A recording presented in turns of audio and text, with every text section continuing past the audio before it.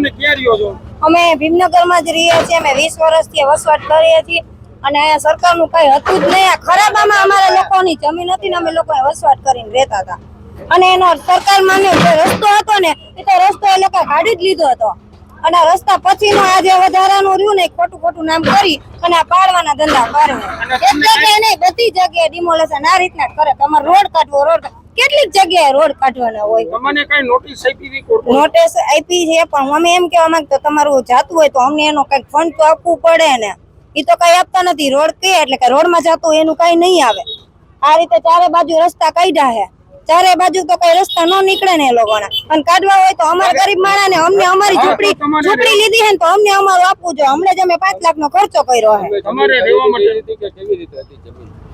અમે એવી રીતના વારી પણ અમે પૈસા ભરીને લીધી ને પેલા અમારી પાસેથી વેરાઈ લીધા છે. આ તો સરકારે આની મારી જમીન માં ગઈ છે ને નજર એટલે અમારા વેરા બંધ કરાવ્યા છે. અમારી માંગ તો ઈ જ હોય ને કે અમને અમારી ઝૂંપડી લઈ લીધી છે તો હવે અમને ગમે ને અમારી રીતના અમને આપે.